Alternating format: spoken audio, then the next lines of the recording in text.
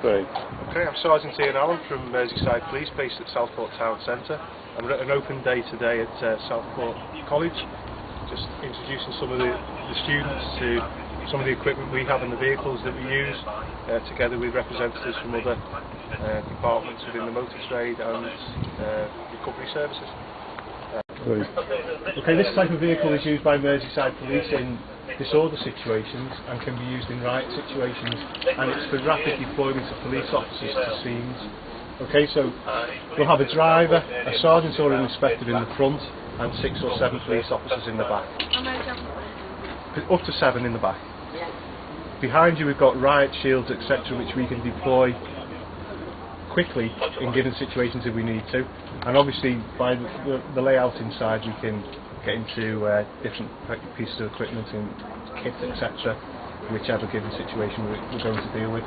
If you look across the front, we've got a full computer equipment in the front which enables us to conduct checks on the police national computer in relation to people, locations, vehicles, storage equipment at the top for emergency equipment, first aid equipment, etc. And these vehicles have built-in CCTV capability.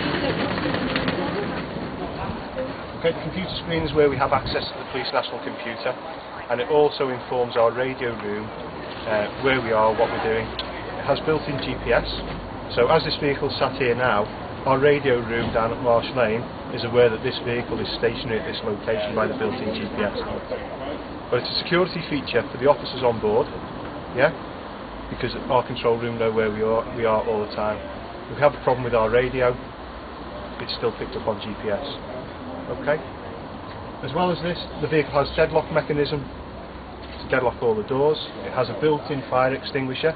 As you can appreciate, if we go into a riot situation, fire bombs, etc., may set fire to the vehicle. We have a capability to extinguish the flames without having to get out of the vehicle. The glass, as you can see, is tinted, but it's also reinforced to prevent damage from bricks, etc. And on the front windscreen there's a pull-down security shield to protect the windscreen. So when you're inside this vehicle, it's a nice safe environment for you to be in, and obviously you can deploy quite quickly out of the vehicle to any given situation by the side door. At the back of the vehicle environment, down to the local custody suite. Any questions on any of that? What do you think?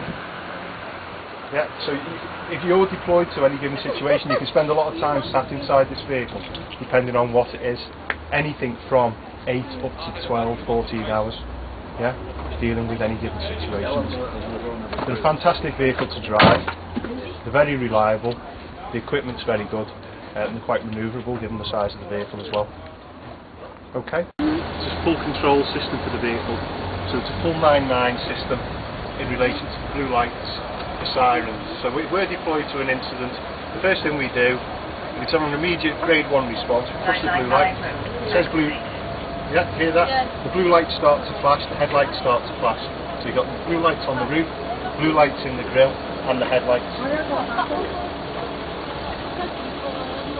That's just to mute the CCTV. There's your video camera. There's also a video camera at the back, and it's fully recognised there. So when the camera's activated, it records at all times. Okay? That's so we can talk to our radio room via the radio. Okay, which is the same as my personal radio. And that's also activated on the stalk on the arm here, so we can talk while driving. So once the cameras are activated, it will record any given location, front and rear. So now we've got the blue lights on, I will set the alarm off, or the sirens off. It's a bit loud. The sirens are 2-tone, and you'll notice the difference. It's activated on the horn, and I'll just do it quickly. 2 and 3, total silence, straight away. Okay, so that's quite loud. It's a 2-tone ringtone. Yeah, one is quite a long, drawn-out tone, which is for big open roads. The second tone is very quick repeater on the horn, so that it alerts people, particularly around town centres and stuff, because it reverberates quite quickly. Okay?